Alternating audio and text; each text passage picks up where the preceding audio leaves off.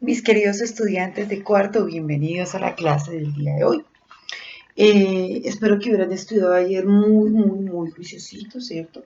Recuerden que es mejor que traten de hacer las tareas, pues, el día que corresponde para que no se los vayan acumulando muchas cosas. Bueno, corazones, para el día de hoy nos corresponde el sentido del oído, ¿cierto? Vamos a hacer un pequeño repasito de lo que trabajamos en la clase pasada. Vamos a trabajar enfermedades, vamos a trabajar cuidados con el oído y vamos a ver un video en el cual se ve ya no el oído en función al ser humano, sino a otros animales y como esa capacidad que tienen ellos, ¿cierto? Como sus sentidos a veces se agudizan un poco más. Pero bueno, antes de comenzar con la clase, le vamos a dar gracias a Papito Dios por este día tan bello que nos está regalando el día de hoy. En el nombre del Padre, del Hijo, del Espíritu Santo. Amén. Vamos a cerrar los ojitos y le vamos a dar gracias a Papito Dios por tantas cosas maravillosas.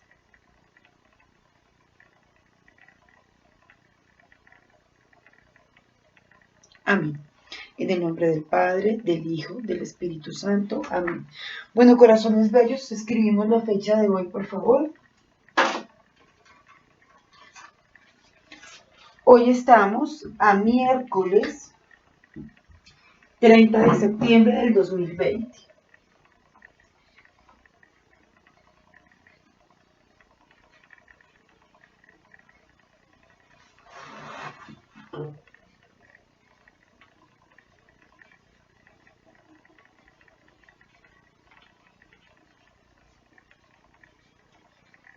Muy bien. Escribimos como título, por favor, el sentido del oído.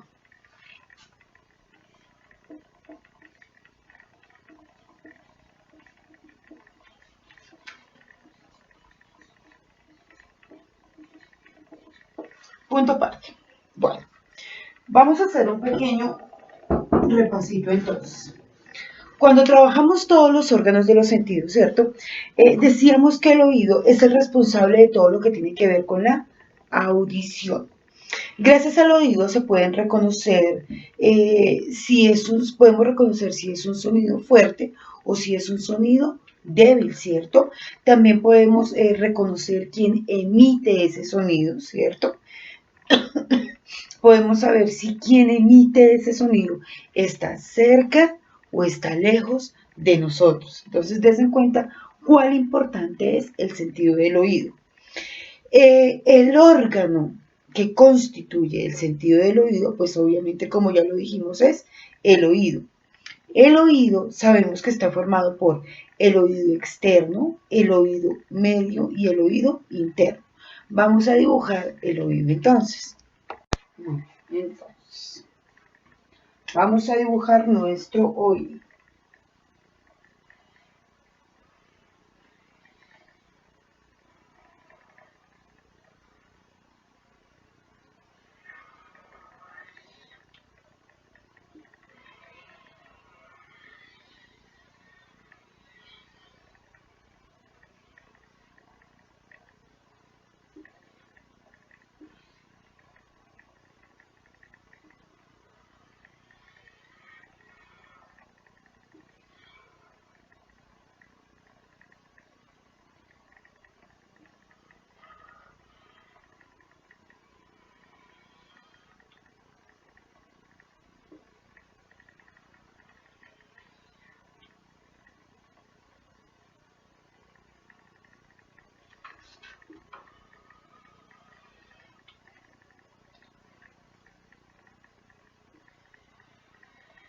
Quiero que ustedes también lo dibujen en su casa, ¿cierto?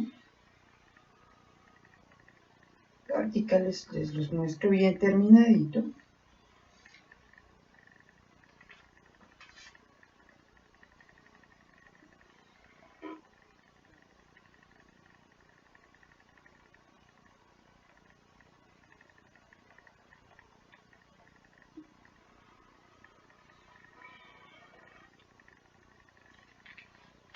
Aquí vamos trabajando el oído externo, ya vamos pasando al oído medio y al oído interno.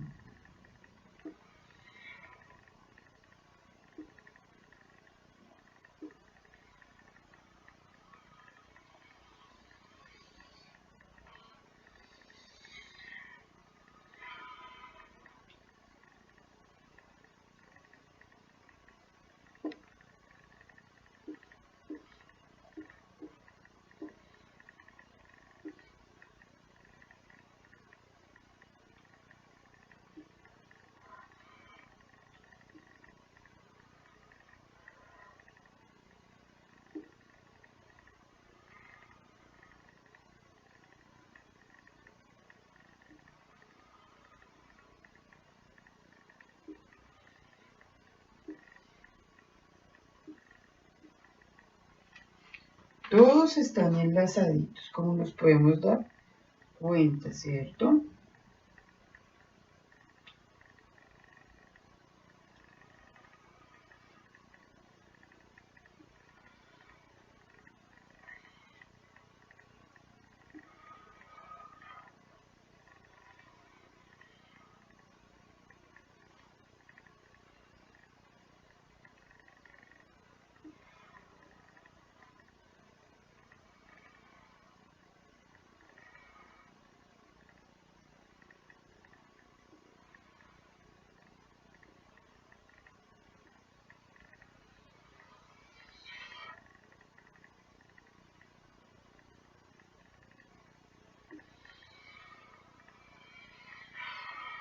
Ya va quedando todo nuestro oído.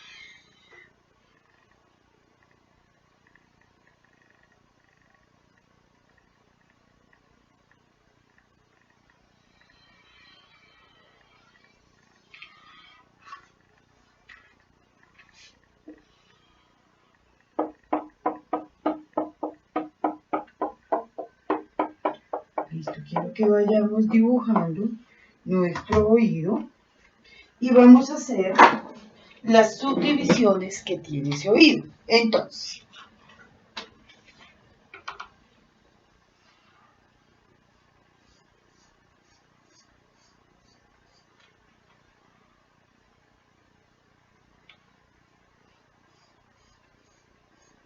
esta parte de acá es lo que conocemos como oído externo.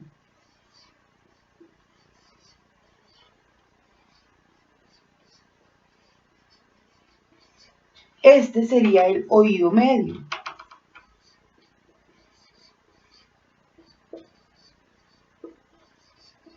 Y por último tenemos el oído interno.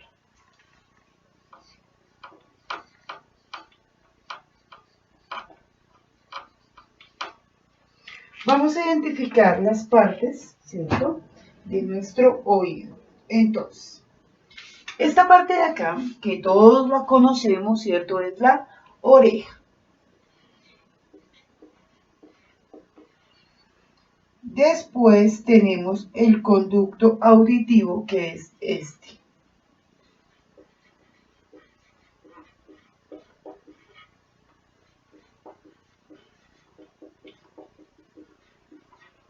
Aquí, este que se ve acá, es el tímpano. Después tenemos la cadena de huesecillos, que son estos que se ven acá. Miren, estos, todos estos, es la cadena de huesecillos.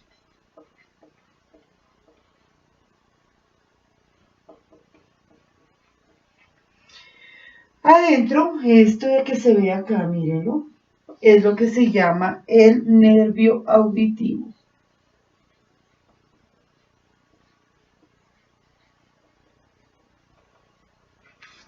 Y este de acá, obviamente por su forma, es el caracol.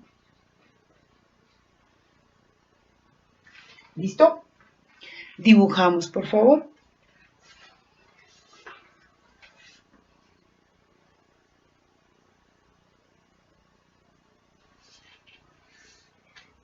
Muy bien, ahora vamos a hablar de cada uno de esos tres oídos. El oído externo, ¿cierto?, que es el primero que vemos, a través de la oreja, ¿cierto?, de nuestra orejita, recibe todos los sonidos, ¿cierto?, que se producen en nuestro entorno. Por ahí es por donde percibimos los sonidos, ¿cierto? Y después de que nuestros oídos llegan a nuestras orejas, pasan por el conducto auditivo. Hasta ahí tenemos el oído externo. Después deben pasar a un oído medio, ¿cierto?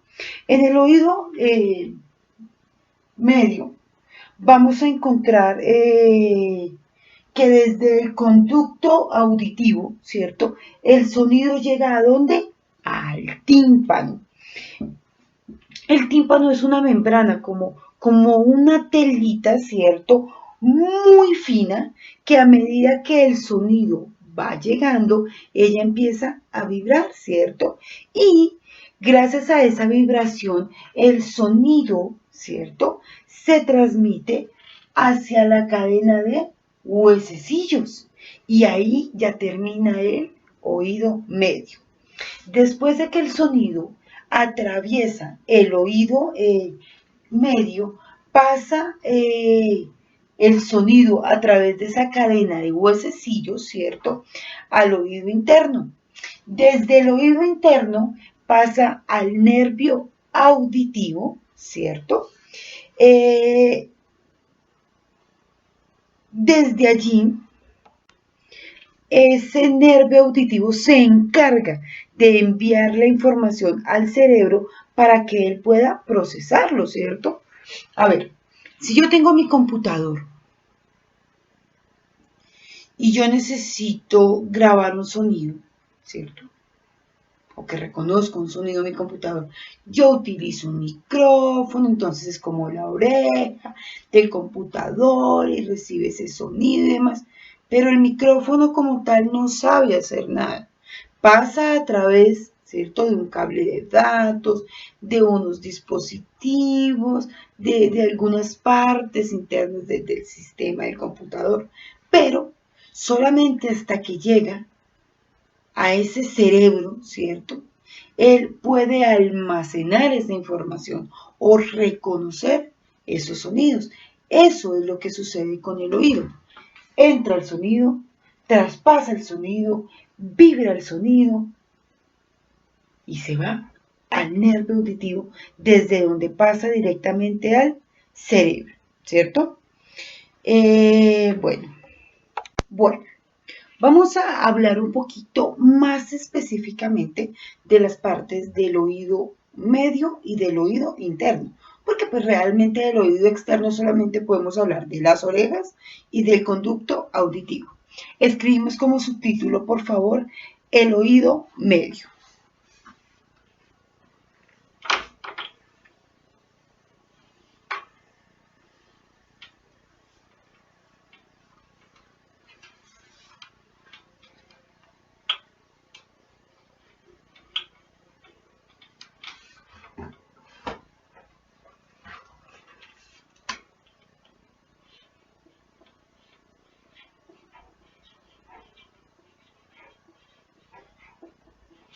Muy bien, y vamos a dibujar el oído medio.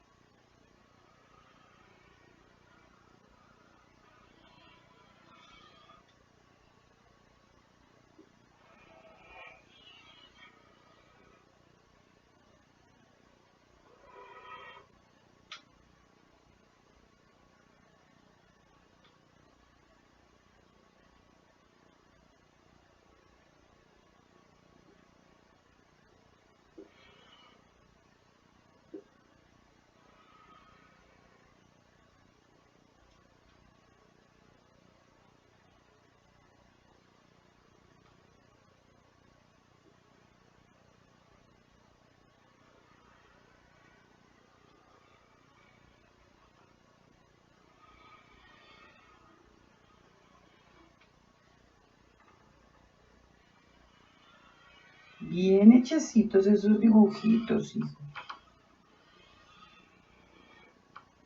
Acuérdense que me gustan con colorcitos y demás, ¿no?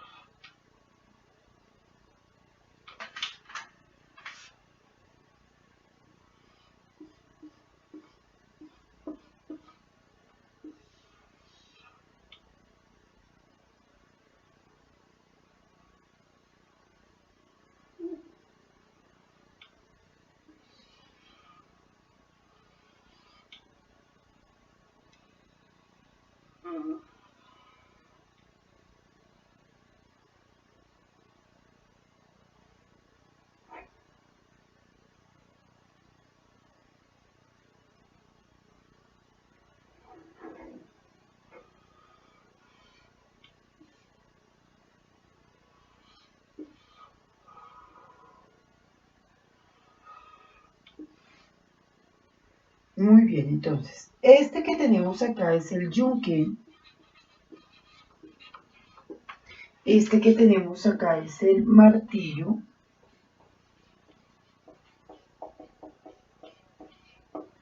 Este es el estribo.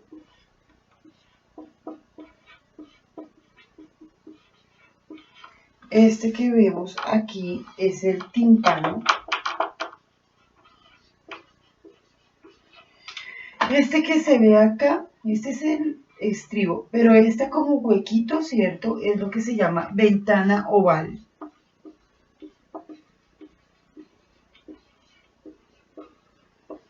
Listo. Dibujamos, por favor.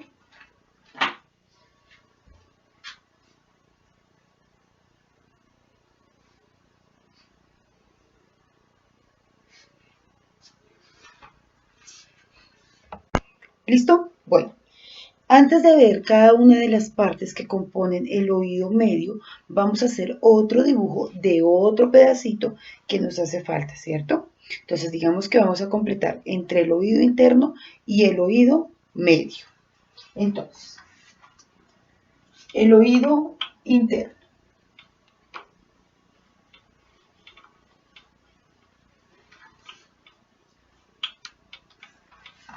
Oído interno. Listo, vamos a dibujarlo rápidamente entonces. Muy bien, entonces empecemos por acá.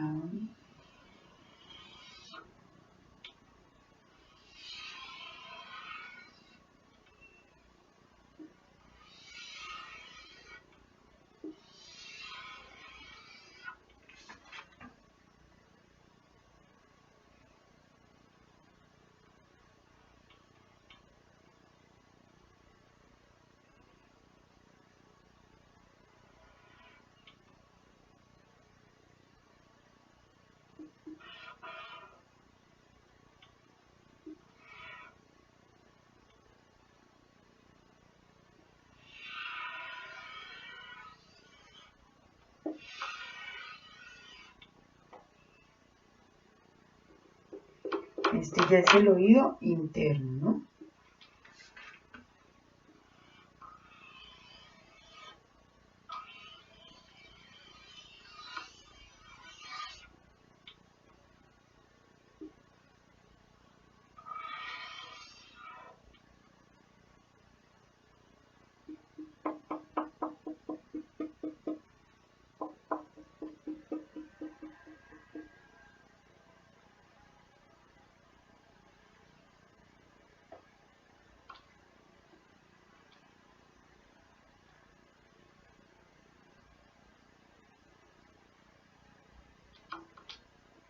Muy bien. Entonces, aquí tenemos el canal posterior.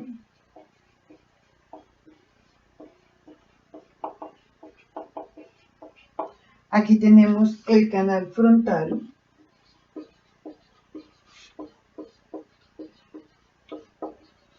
Aquí tenemos la ventana oval. Aquí tenemos la cóclea. Aquí tenemos la ventana circular.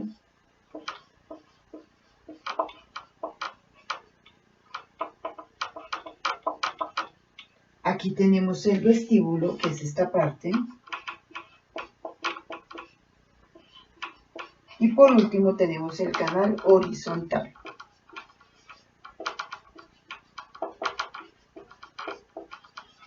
Listo, copiamos por favor. Dibujamos, perdón.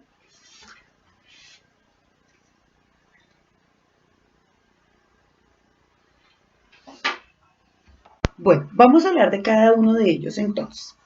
Ya dijimos que el oído medio es el que se encarga de transmitir todos los sonidos, desde el oído externo hasta el oído interno, ¿cierto? Es como el canal de comunicación. Está compuesto por la cadena de huesecillos que ya los vimos, que era el martillo, yunque y el estribo. Esa cadena de huesecillos, ¿cierto? Es una cadena, lo que hacen es vibrar, ¿cierto? Para transmitir esa onda sonora que entró a nuestro oído. La ventana oval, que la vimos en el otro y también en esta parte, ¿cierto? Ya dijimos que es una membrana que se encarga de recubrir, ¿cierto?, la entrada a la cóclea. Oh, perdón. Entonces, ella es como el canal, como esa membranita que la recubre, que la protege. La ventana redonda, que la tenemos por acá, la ventana redonda o la ventana circular, produce que ese fluido, ¿cierto? Eso que nos, ese sonido que nos llegó a nuestro oído, ¿cierto? Fluya o se mueva dentro de la cóclea. La trompa de Eustaquio, que la teníamos en el otro lado, ¿cierto? Igual a la presión de la atmósfera, entonces no nos sentimos como aturdidos por el aire o por el sonido que nos entra. Es la que se encarga de no permitir que la presión dentro de nuestros oídos crezca, ¿cierto? Porque a veces los sonidos como que tienden a aturdirnos, pero la trompa de Eustaquio es la que se encarga de mantener como en ese nivel. En el oído interno, que es el que estamos viendo en este momento, se encuentra el hueso o el oído interno se encuentra dentro del hueso temporal, ¿cierto? Ya está dentro del cráneo. La cóclea es donde las ondas sonoras se transforman en impulsos eléctricos. Aquí se transforman en impulsos eléctricos que se envían directamente al cerebro, ¿cierto? ¿A través de qué? Del nervio auditivo. El nervio auditivo, pues ya dijimos que es el que se encarga de llevar toda la información desde la cóclea hasta el cerebro. El oído interno tiene una parte muy importante que se llama el vestíbulo, ¿cierto? Y es una de las partes fundamentales del cuerpo humano. Recuerden que el oído es el sentido del equilibrio, el que le da equilibrio al cuerpo. Y ese equilibrio, ¿cierto? Se maneja o lo controla ese vestíbulo. Es el que hace que todos los movimientos corporales que nosotros tenemos a veces, ¿cierto?, se puedan mantener en equilibrio y nosotros no perdamos en algún momento la estabilidad de nuestro cuerpo. Bueno, esto ha sido como un repasito, ¿cierto? Un repasito, pero profundizando un poquito más en cada una de las partes del oído. Oído externo, oído medio y oído interno. Hay un tema muy importante que no trabajamos la clase pasada y que lo quería trabajar con ustedes el día de hoy y son las enfermedades del sistema auditivo, ¿cierto? Del sentido del oído y los cuidados que debemos tener con nuestros oídos porque nosotros a veces no somos cuidadosos y podemos sufrir de una sordera prematura. Entonces, escribimos por favor como título enfermedades del sentido del oído.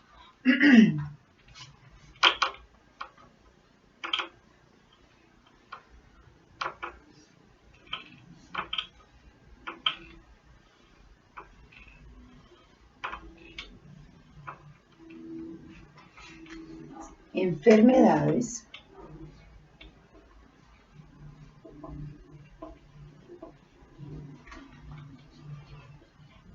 del sentido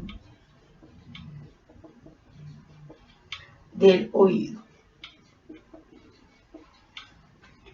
Bueno, muchas de las enfermedades del sistema del oído, ¿cierto?, pueden afectar también el equilibrio, obviamente, del cuerpo humano. Entre las enfermedades más comunes tenemos las siguientes. Infecciones del oído,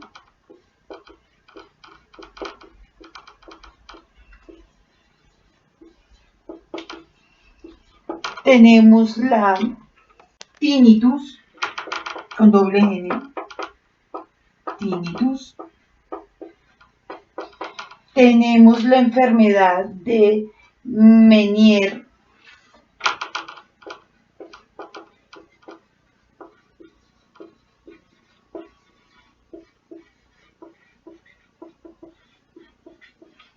Tenemos un barotrauma del oído.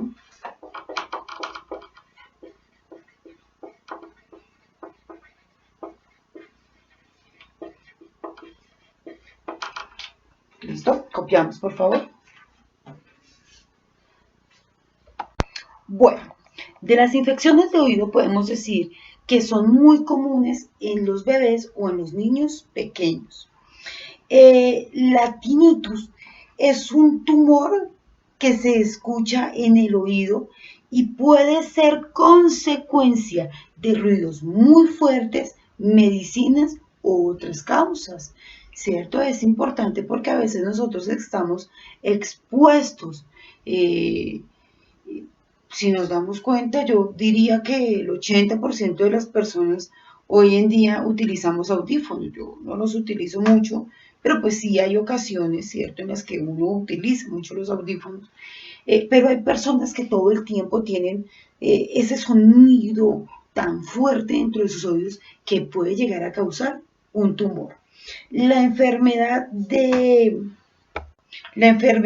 Meniere, ¿cierto?, se genera normalmente por la entrada de líquidos, cuando vamos a la piscina, cuando nos bañamos, que nos cae como agua en los oídos, en el oído medio, ¿no? Ni siquiera en el oído externo, sino en el oído medio, pues la idea es que no pueda llegar al oído interno. Sus síntomas pueden causar la tinnitus, ¿cierto? O sea, puede causar algún tipo de tumor o puede causar vértigo en las personas, entonces se pierde como esa estabilidad.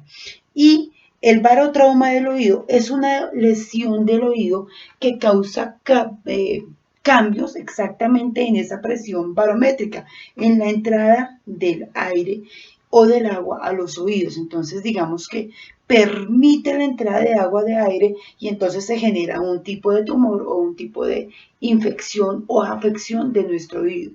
Debemos tener en cuenta que muchas de estas enfermedades pueden terminar en problemas de audición o incluso en problemas de sordera. Entonces, ya que estamos hablando de las enfermedades, vamos a hablar de la higiene y los cuidados que debemos tener con nuestros oídos. Entonces, higiene y cuidados.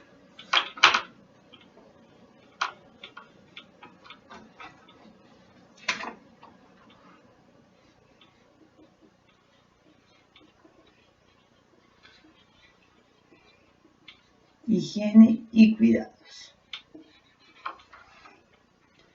Bueno. En cuanto a la higiene y los cuidados del oído, vamos a hacer un pequeño trabajo que es la tarea. Entonces, tarea.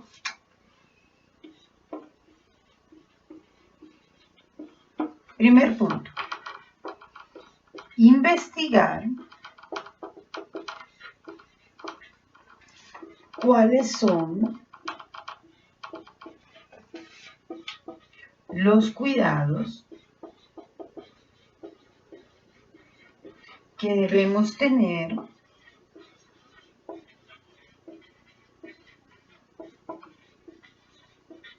con nuestros oídos.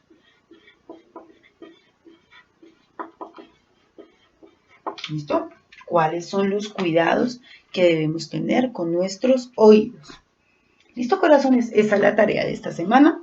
Los voy a dejar entonces con el video que vamos a ver a continuación. Espero les guste mucho y nos vemos mañana.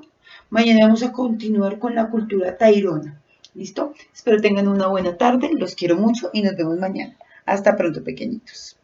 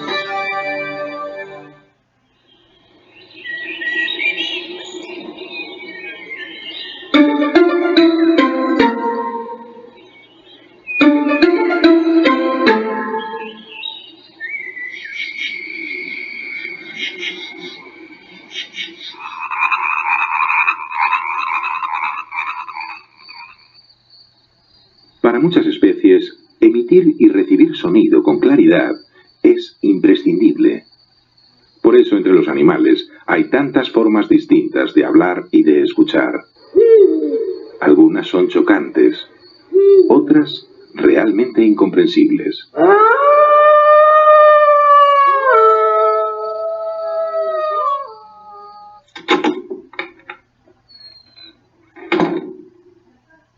Luz. Temperatura. Luz. Televisión. Documental. Los sensores de voz parecen el último grito en cuanto a tecnología doméstica o domótica. Pero, ¿y si la patente se la debiéramos a unas orugas? Aunque, ¿oyen las orugas?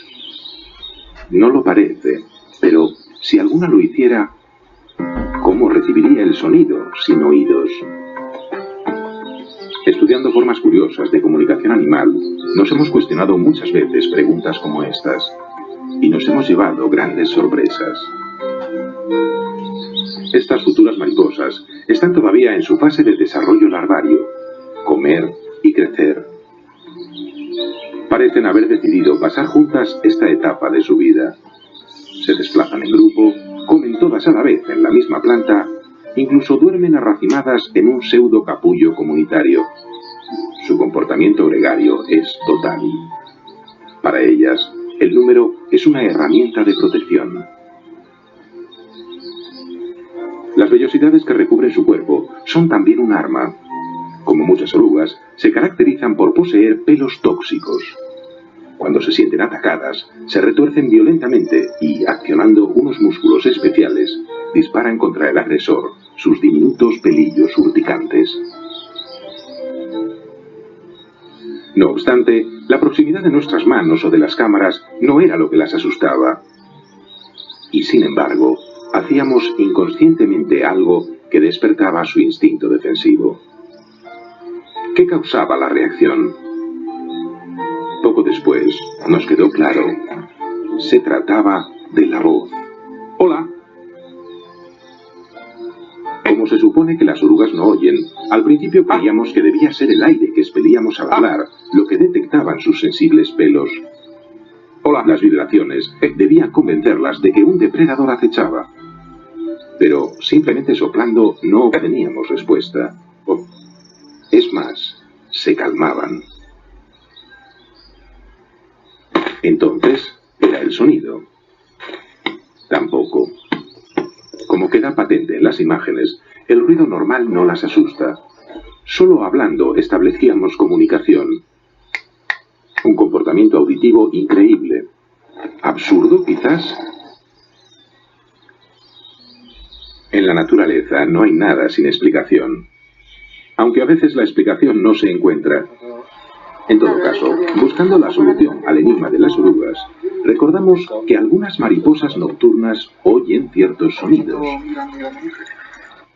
Esto lo descubrió el Dr. Raeder en 1956, cuando disfrutaba de un vaso de vino después de la cena con unos amigos. Mientras muchos insectos revoloteaban alrededor de la luz, los naturalistas jugaban a producir sonidos con los vasos, el líquido y el dedo. Por casualidad, alguien dio con el tono adecuado. Una nota que hizo que varias polillas se precipitaran de repente sobre la mesa y el suelo. Habían plegado sus alas nada más detectar el sonido. Ya no querían volar. ¿Qué había pasado?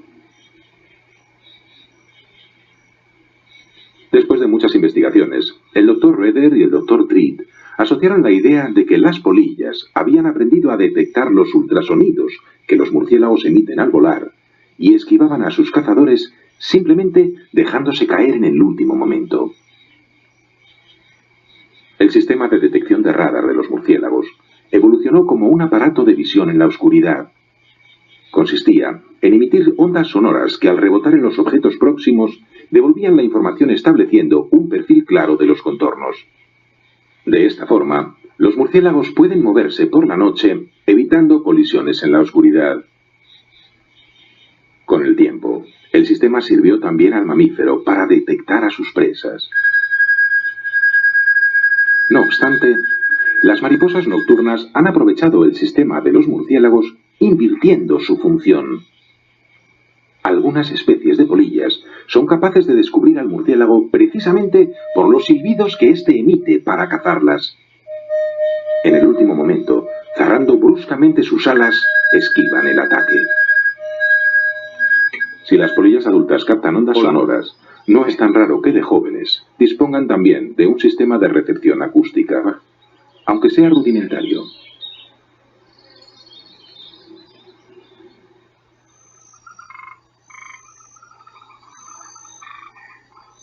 Como todo el mundo sabe, los sonidos se transmiten mejor a través de los cuerpos sólidos o a través del agua que por el aire. Las vibraciones sonoras pueden viajar en ellos a grandes distancias.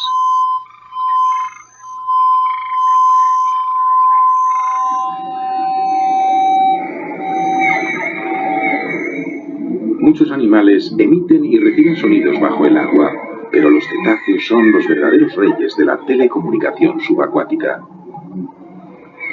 Los complicados cantos de baja frecuencia de algunas ballenas han podido ser detectados a más de 500 millas de distancia. Su voz, la más potente del planeta, les sirve para comunicarse entre ellas, resonando de costa a costa en el océano.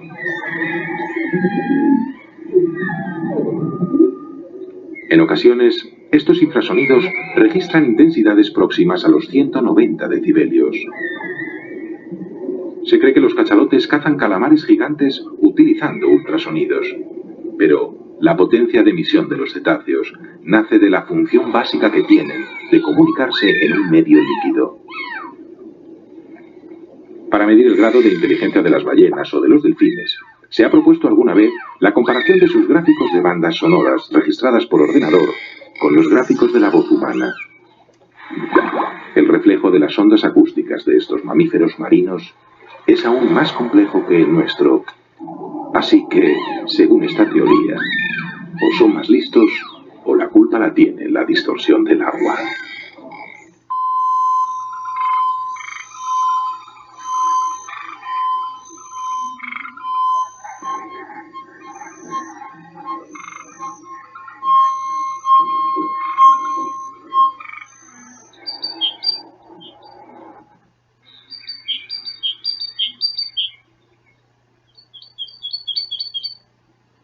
Para registrar sonidos por el aire, es muy importante contar con parábolas que amplifiquen y seleccionen la señal del emisor. Las ballenas no tienen pabellones auditivos, probablemente por motivos hidrodinámicos, pero fuera del agua, una buena pantalla con forma cóncava ayuda a que el sonido se reciba mejor. Además, los dibujos y diseños de los pabellones auditivos de los animales permiten identificar con precisión de dónde viene cada ruido. ¿De arriba? ¿De abajo? ¿De la derecha o de la izquierda? Esto es esencial para saber por dónde hay que escapar.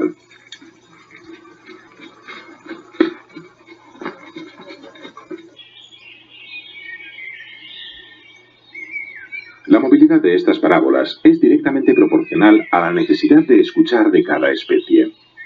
Algunas pueden orientar rápida y exactamente sus orejas al punto del que procede el sonido.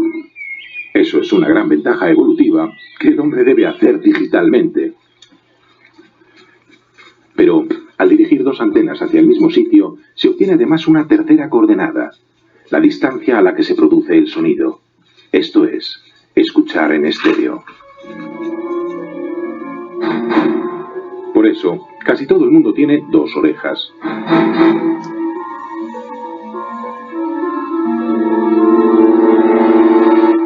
Este coyote busca ratones que se mueven sigilosamente bajo la nieve. No puede verlos, pero sabe exactamente dónde están.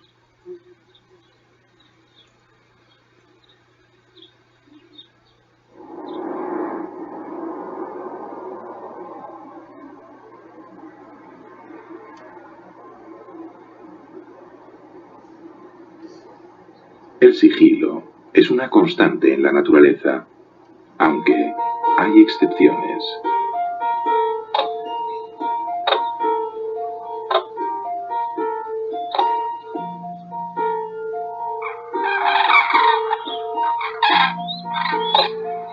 Pocas reuniones zoológicas son más estruendosas que un dormidero de grullas al amanecer. Las grullas son muy gregarias. Buscan refugio en el número. Los bandos duermen, comen y se desplazan unidos. Incluso en vuelo no dejan de gritarse unas a otras. Seguramente, el sonido de sus largas gargantas les hace sentir que están rodeadas de muchos congéneres y así se sienten más seguras. Su griterío tiene además otro fin: marcar su posición mientras se desplazan. Esta bandada está a punto de emigrar. Las frías mañanas del invierno darán pronto paso a la primavera, y para las grullas es tiempo de ir al norte. Sus graznidos las mantendrán unidas en formación durante el largo viaje. La idea de las grullas de emitir señales acústicas para establecer una referencia en el espacio es utilizada también por el hombre. El vuelo en formación de nuestros aviones es posible, entre otras cosas, gracias a este invento de las grullas. Aunque nosotros nunca hemos podido coordinar escuadrones tan numerosos. La cuestión es emitir sonidos cortos y continuados como los que hacen las grullas. De otra forma, el sonido podría escucharse, pero resultaría mucho más difícil encontrar su procedencia exacta.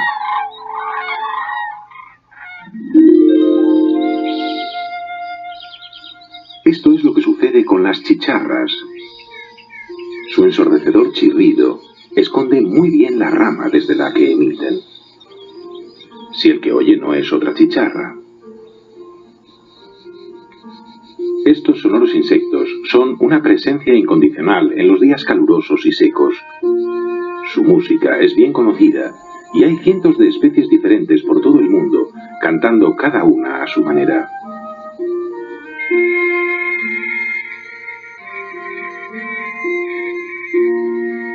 Pero oírlas no es lo mismo que verlas. De hecho, muy pocas personas las han visto alguna vez. Son animales crípticos, es decir, su color les camufla bien en su entorno. Y cuando cantan, apenas si se aprecia que lo hacen.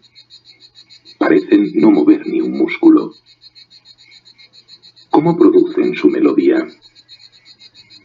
La idea generalizada es que las chicharras, como los grillos, frotan sus alas entre sí, y los nervios de los transparentes élitros actúan como las cuerdas de un violín desafinado. Y no es cierto. El mecanismo con el que produce su potente rugido la chicharra está escondido, precisamente bajo las alas. Una membrana ondulada es frotada con un apéndice móvil muy duro.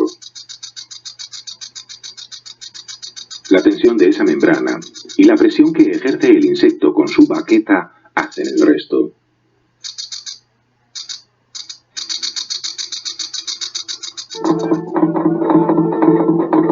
De hecho, los tambores, antes que construir ritmos para animar nuestras danzas, se utilizaron para enviar mensajes. Era el lenguaje tam-tam.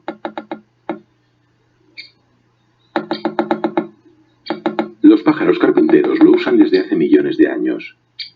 Son también animales muy esquivos y difíciles de observar, excepto en la época de cría. Su tamborileo les delata.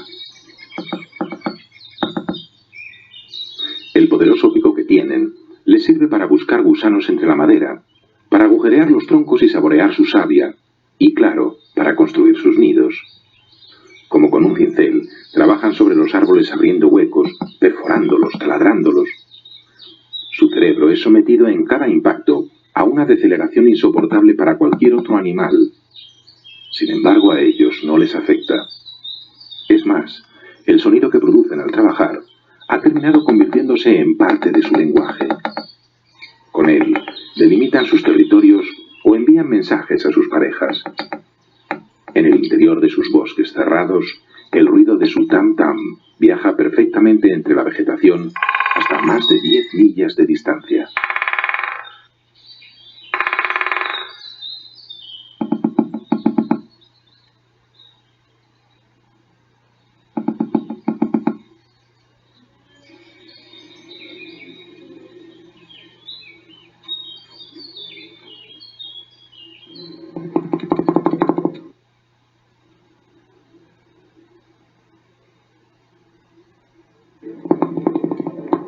En el suelo de la selva hay alguien que utiliza igualmente la percusión como lenguaje, aunque este es un ritmo casi imperceptible.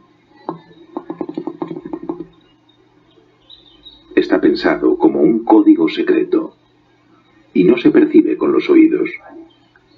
Las vibraciones no se transmiten por el aire, sino por el terreno.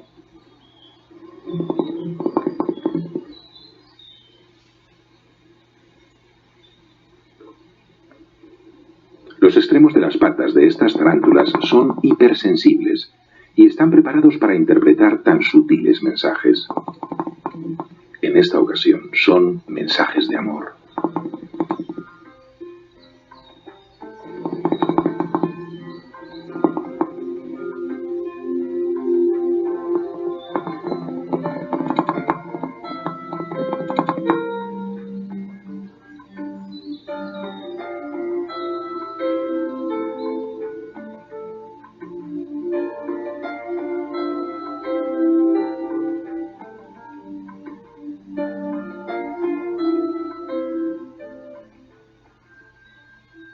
Hasta entre las arañas hay amores no correspondidos. Pero, ¿cómo y por qué han conseguido tal grado de sensibilidad las patas de algunos arácnidos?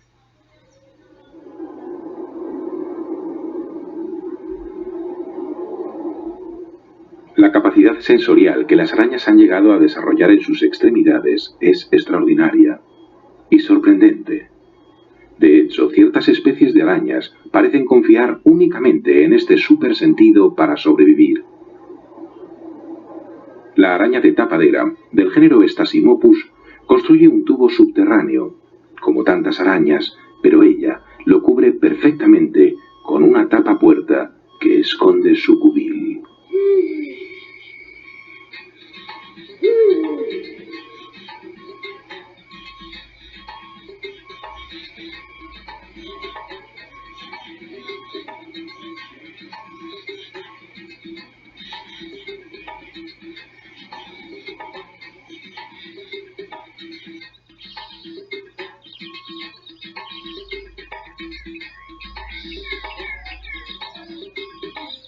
Una vez terminado, nadie podría sospechar que alguien acecha bajo la tierra. Pero, ¿cómo sabe la araña cuándo pasa una presa o cuándo pasa un depredador? Solo por el temblor de las pisadas. Ningún sismógrafo humano se movería ni un milímetro ante el microterremoto que producen las pisadas de un grillo. Las arañas tapadera sondean las cercanías de su escondida madriguera mediante el tacto. Mantienen sus patas delanteras en contacto con la seda que conforma la puerta de su escondite. Y gracias al sentido táctil más fino diseñado por la naturaleza, aguardan la aparición de merodeadores que puedan ser cazados. Lo más llamativo es que la araña sabe incluso evaluar cuándo su presa está exactamente a la distancia de ataque. Unos milímetros más lejos duda, pero no se decide. Solo cuando los microtemblores dicen que la presa está en la dirección correcta y en el punto indicado, la araña ataca. Ahora, solo queda hacer la digestión.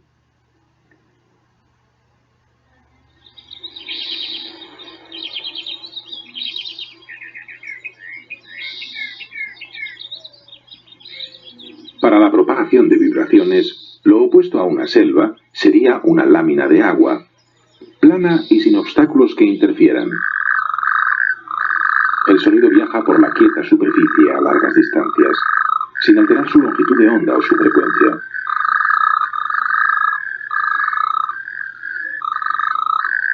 Los anfibios que pueblan este medio marcan sus territorios sin parar de cantar. Y para ello, no usan ni olores ni colores, solo ruido, y cuanto más fuerte, mejor.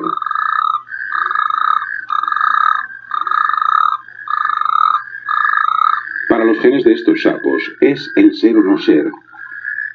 Los machos de esta especie tienen solo unos pocos días para conseguir que su estirpe no se extinga. Han de convencer a las pocas hembras que se acercan a la charca de que ellos son los mejores, los más indicados para el apareamiento. Y a oscuras, solo probando se puede ofrecer un argumento válido.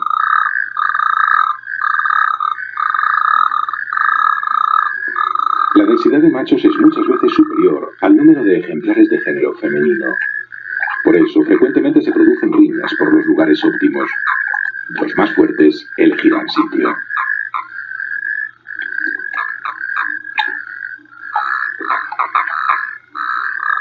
La fuerza de su canto se obtiene gracias a un saco que pueden inflar y desinflar con el aire de los pulmones. Tensando la piel bajo su garganta, aumentan el volumen de aire que mueven a través de las cuerdas vocales. El sonido se amplifica más cuanto más grande hacen su particular caja de resonancia.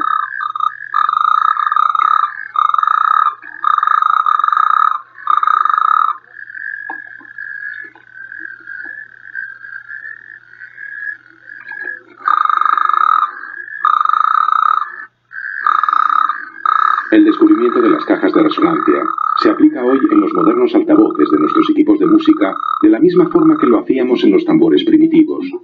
Las membranas que vibran ofrecen, en función de lo tensas que estén, toda una escala de notas musicales.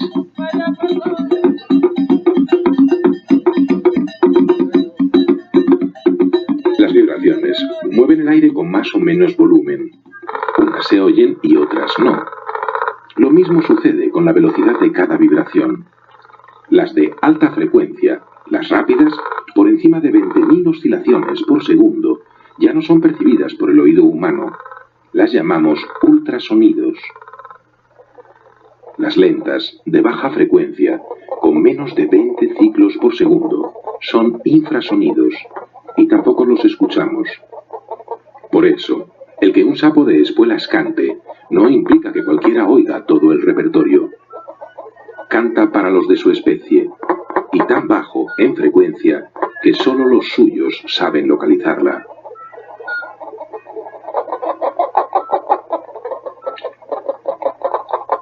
Esta rana se hace oír en una banda acústica más normal. Cualquiera puede escucharlas, pero ellas han dado un paso nuevo en emisión acústica. A diferencia de los varios miles de especies de ranas y sapos que hay en todo el mundo, esta, entre unas muy pocas elegidas, dispone de 2 sacos para cantar. Eso es, canta en estéreo. Y no pretende con ello que su canción resulte más bella, tan solo busca establecer para sus congéneres el punto exacto desde el que está emitiendo.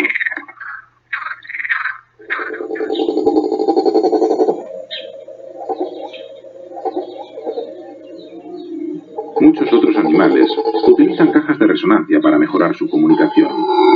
El cráneo de los monos aulladores es un buen ejemplo. Sus rugidos retumban en plena selva, a través de los árboles, a más de 10 millas de distancia.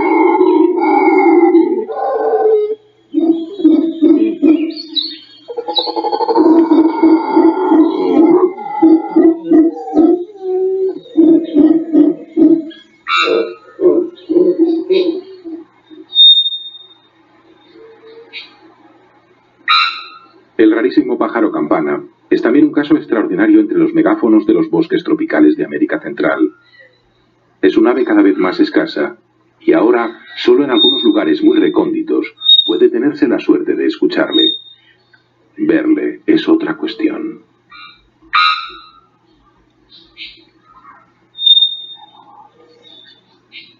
A decenas de metros sobre el suelo de la jungla, tuvimos la fortuna de entrever a un ejemplar. Se trataba de un joven que se entrenaba para cuando fuera adulto, y al que aún se le escapaban algunas notas falsas y desafinadas. Tendría que esperar al año próximo para convertirse en un gran tenor.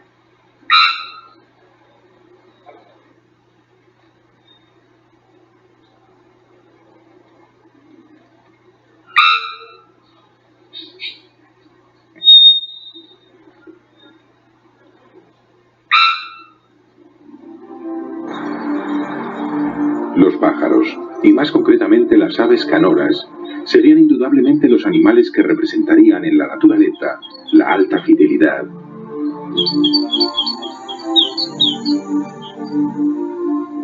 Como altavoces que difunden su música a los cuatro vientos, son casi siempre el sonido de fondo en el campo. Siempre están ahí sus trinos o sus graznidos. Y con el resto de los tenores salvajes forman la gran orquesta sinfónica del reino animal.